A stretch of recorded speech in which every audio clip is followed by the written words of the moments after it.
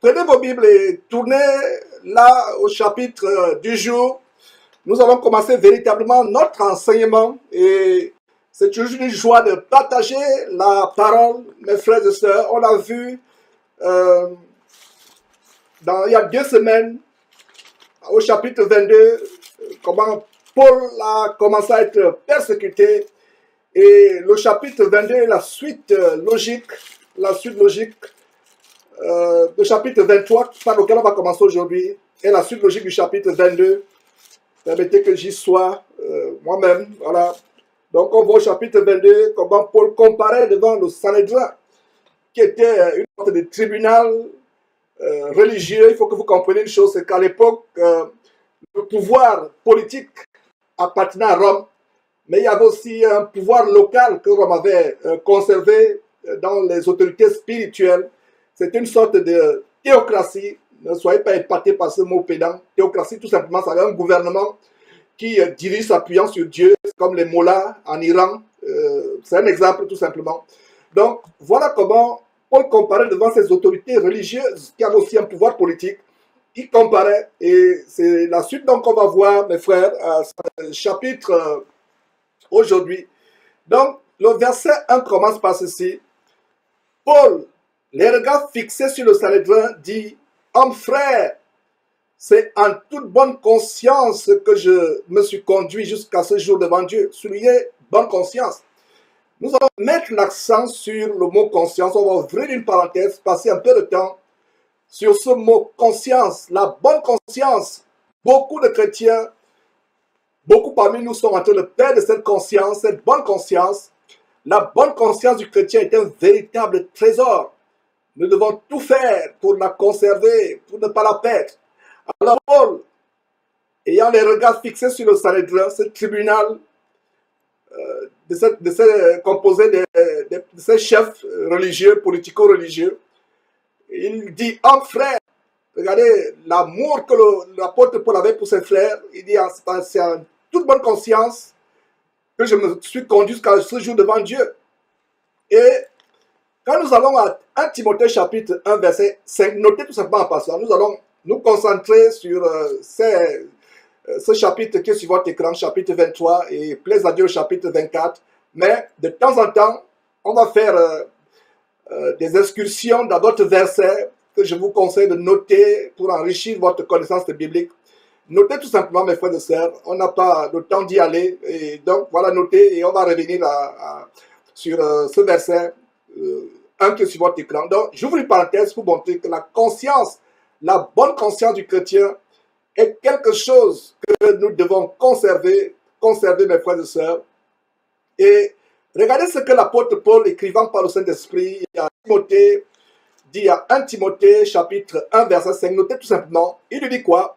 Le but du commandement, c'est une charité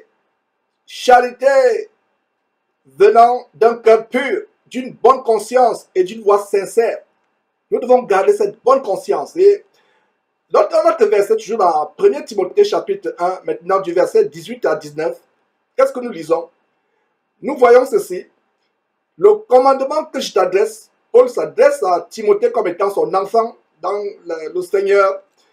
Le commandement que je t'adresse, Timothée, mon enfant, selon les prophéties faites précédemment à ton sujet, c'est que d'après elles, tu combattes le bon combat, verset 19, en gardant la foi et une bonne conscience. En gardant la foi, nous devons garder la foi et la bonne conscience, les deux vont de pair. Quand vous perdez la bonne conscience, vous faites naufrage par rapport à la foi. Donc, en gardant la foi et la bonne conscience, le verset continue, verset 19, 1 Timothée chapitre 1, verset 19, en gardant la foi et la bonne conscience, cette bonne conscience, quelques-uns l'ont perdue et ont fait naufrage par rapport à la foi. Donc, quelques-uns l'ont perdu et ont fait naufrage par rapport à la foi. Regardez, quand vous perdez cette bonne conscience, quelle est la conséquence immédiate? La conséquence immédiate est que vous faites naufrage par rapport à la foi. Je vous en supplie, mes frères et sœurs, je nous en supplie, je corrige, je ne dis pas je vous en supplie, mais je nous en supplie, y compris moi-même. Prions Dieu Implorons Dieu pour qu'il nous fasse cette grâce de conserver cette bonne conscience du chrétien qui a la haine du péché, qui se détourne du mal, qui se détourne de la corruption, gardant la bonne conscience, parce que, comme le verset 19 continue en disant, dans 1 Timothée chapitre 1, verset 19, que cette bonne conscience, quelques-uns ont perdu et ils ont fait naufrage par rapport à la foi. Quand votre conscience est souillée, corrompue, qu'est-ce que j'entends par là? Vous faites le mal, ça ne vous dit même plus rien.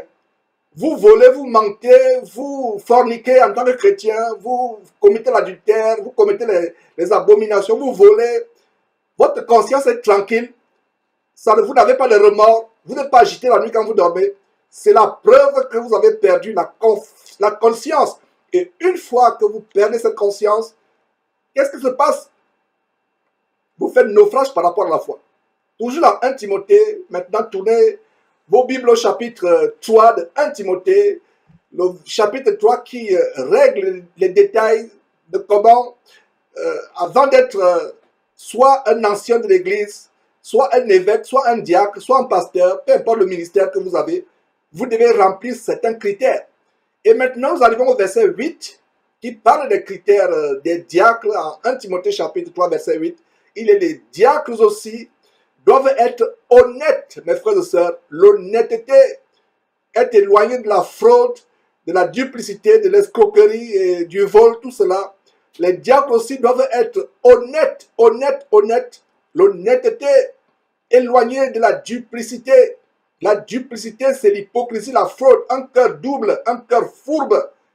Vous parlez d'une manière à un frère ou à peu importe, à un voisin ou à un collègue, ou même à votre épouse ou à votre époux, vous parlez d'une manière, mais votre cœur pense le contraire.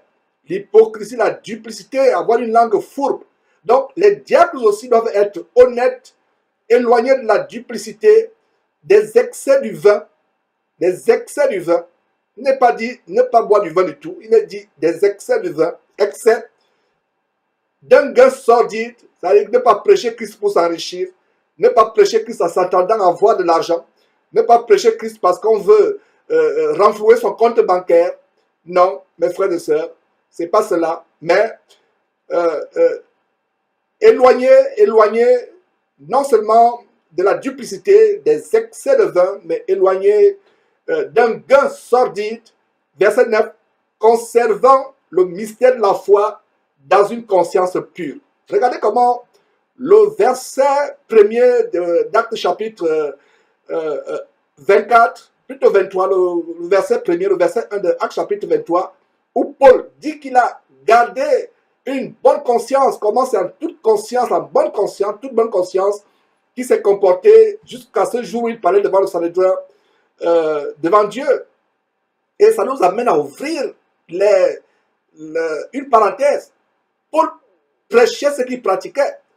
Quand il dit au Sanhédrin, Acte chapitre 23, verset 1, qu'il a gardé une bonne conscience, il a marché en ayant une bonne conscience devant Dieu, c'est pas par hasard que c'est le même Paul maintenant qui exhorte Timothée à faire de même. Nous devons, mes frères et sœurs, si nous sommes sérieux devant le Seigneur, nous devons pratiquer ce que nous prêchons. Pratiquer ce que nous prêchons. La première prédication que nous donnons aux uns et aux autres, ça doit être la prédication de notre comportement. Alors, regardez ce que l'apôtre Paul continue à dire, toujours à 1 Timothée chapitre 3.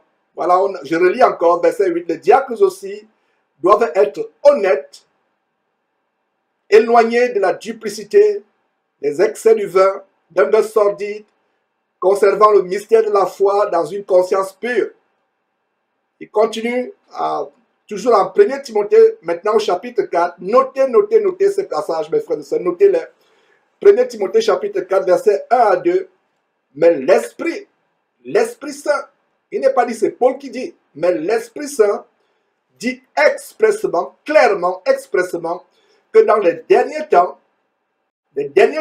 et vous et moi, nous vivons les derniers temps. Donc l'Esprit dit expressément que dans les derniers temps, quelques-uns abandonneront la foi pour s'attacher à des esprits séducteurs et à des doctrines de démons. Verset 2.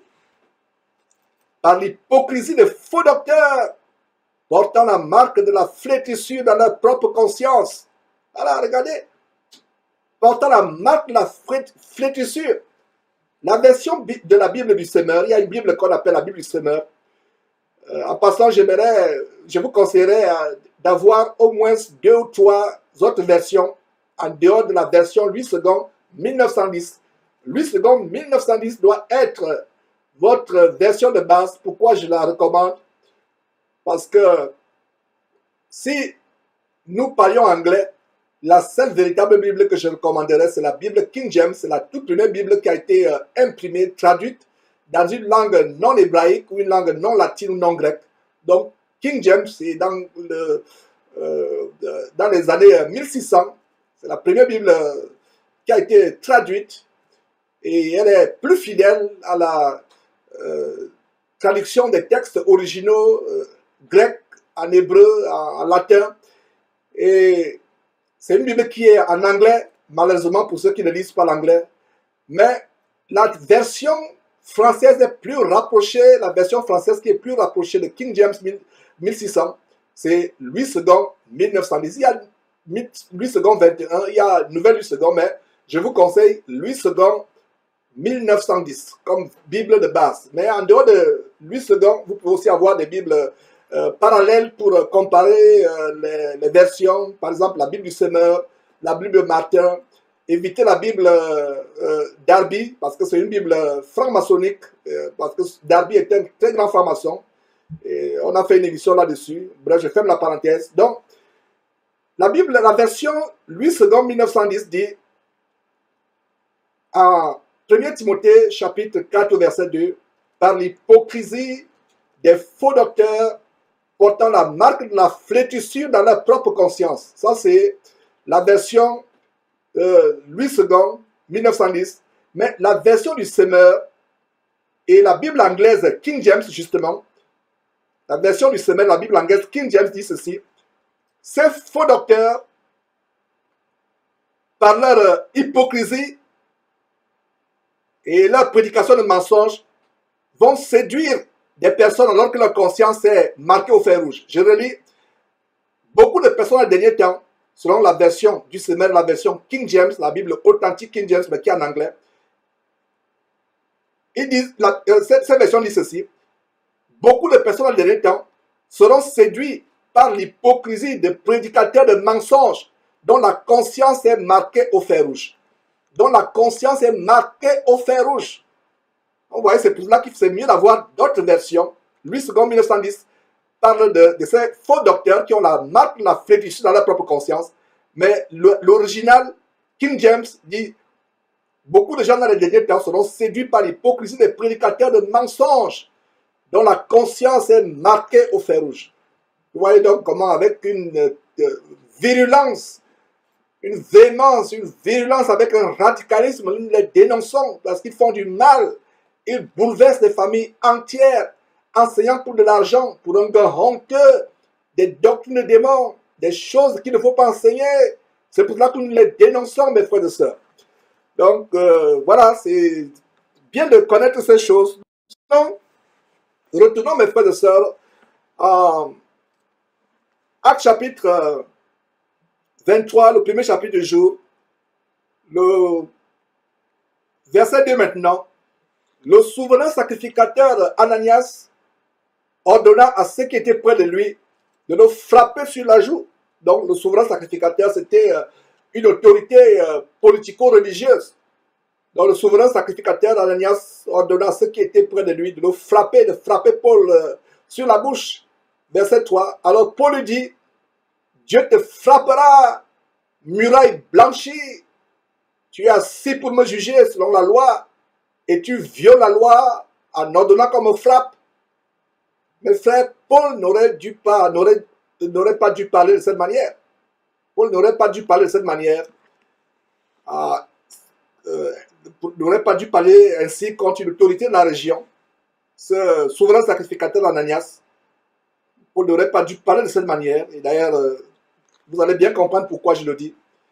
Au verset 4, toujours dans Actes chapitre 23, verset 4, ceux qui étaient près de lui dirent: tu insultes le souverain sacrificateur de Dieu. Verset 5, et Paul dit, je ne savais pas, frère, que ce fut le souverain sacrificateur, car il est écrit, tu ne parleras pas mal au chef de ton peuple. Donc Paul connaissait la loi, à savoir que tu ne dois pas parler à un chef de ton peuple. Alors Paul donne la raison de sa réaction. Il donne la raison. La raison est qu'il ne savait pas qu'il s'adressait à une autorité. Et cela m'amène à ouvrir une parenthèse, mes frères et sœurs. Il y a des péchés que nous commettons inconsciemment. On n'est pas conscient que ce qu'on fait est mauvais. Tu peux toujours avoir une conscience pure, même si tu fais quelque chose de mauvais. Pourquoi? Tout simplement parce que tu ne sais pas que ce que tu fais est mauvais. Donc tu fais quelque chose de mauvais. Malgré cela, ta conscience demeure pure, ta conscience n'est pas souillée. Pourquoi? Parce que tu n'as pas conscience du fait que tu ne réalises pas que ce que tu viens de faire est mauvais. Mais il y a un très grand aspect dans le comportement de Paul que je nous encourage à imiter. Nous devons tous imiter cet aspect dans le comportement de Paul.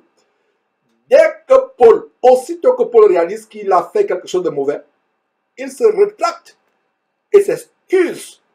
Voilà une très belle attitude, mes frères et sœurs, que tous les chrétiens, nous tous chrétiens, nous devons imiter dans nos rapports les uns envers les autres dans le corps de Christ et même envers les non-chrétiens. Mon frère en Christ, ma soeur en Christ, demande-tu pardon à ton mari ou à ta femme, à ton épouse, dès que tu réalises que tu l'as blessé, même inconsciemment ou involontairement. Lui demandes-tu pardon? T'excuses-tu auprès de tes parents, auprès de tes enfants, auprès de tes collègues ou camarades de classe, ou même auprès de tes subordonnés si tu es patron, quand tu te rends compte que tu les as frustrés? Le fais-tu? Chrétienne, le fais-tu? Donc, suivons ce merveilleux exemple de Paul. Dès que tu réalises que tu as blessé quelqu'un, dès que ta conscience te dit que tu as fait quelque chose de mauvais, ou que tu as fait du mal à quelqu'un, excuse-toi immédiatement afin de garder la bonne conscience. Garder la bonne conscience, c'est quelque chose de tellement essentiel, c'est quelque chose de tellement merveilleux. Mes frères, dès qu'on perd cette conscience, on n'a même plus envie de prier, on n'a même plus envie de lire la Bible, on se sent éloigné de Dieu. La bonne conscience que nous gardons est un trésor. Ça nous permet d'être en communion avec Dieu, d'être proche avec Dieu, d'être agréable à Dieu. Dieu a mis dans tout homme cette conscience qui lui montre que quelque chose est bien ou quelque chose est mauvais. Ces personnes athées, les athées, A-T, H-E, accent aigu, E, un athée, c'est une personne qui croit que Dieu n'existe pas. Mais en fait, les athées croient que Dieu existe, mais tout simplement, qu'est-ce qu'ils font? Ils ont la connaissance du bien et du mal, mais comme c'est les gens qui veulent vivre dans le péché, ne pas avoir une conscience qui les condamne, alors, dans leur conscience, ils se convainquent à eux-mêmes que Dieu n'existe pas. Donc, ils peuvent tout faire, mes frères et sœurs. Dieu a mis dans l'homme, l'être humain, homme ou femme, dans l'être humain, Dieu a mis cette conscience qui est notre juge intérieur. Quand tu as fait quelque chose de mal, mes frères, mon frère, ma soeur, tu as fait quelque chose de mal, tu te sens mal, tu n'arrives pas à dormir, tu te culpabilises. C'est quelque chose que Dieu a mis dans notre cœur pour nous rapprocher de lui. Regardez, quand Adam et Ève ont péché, ils sont éloignés de Dieu et ils sont fait des vêtements avec des feuilles pour se couvrir. Fuir loin de l'Éternel. Et c'est la conscience qui leur a montré que vous avez fait quelque chose de mauvais. Dieu leur demande qui vous a appris que vous êtes nus. Alors qu'avant, ils ne se souciaient pas de leur nudité. Mais dès qu'ils ont péché, ils ont constaté qu'il y a quelque chose qui manquait, quelque chose qui n'était pas normal. Donc Dieu a mis en nous cette horloge qui remet les choses dont la pendule remet les choses à leur place quand on a fait quelque chose de mauvais, quand on a déraillé, c'est cette bonne conscience, mes frères de ce dont je vous parle depuis le début de cet enseignement. Nous devons tout faire pour la garder, garder cette bonne conscience. Beaucoup l'ont perdu, ils font le mal. Les chrétiens, je parle des chrétiens, nous n'avons pas jugé ceux du dehors, dit Paul dans 1 Corinthiens chapitre 5. Ceux du dehors, Dieu les juge. Mais nous, en tant que chrétiens, nous jugeons ce qui se passe dans le corps de Christ. Nous nous jugeons les uns les autres. Donc, regardez comment cette bonne conscience, Paul la garde. Il ne veut pas se souiller la conscience. Il ne savait pas qu'il avait affaire à un chef du peuple, à une autorité politico-religieuse. Dès qu'il réalise que c'est une autorité politico-religieuse, il demande pardon. Donc, disons le verset 5 à nouveau, et Paul dit,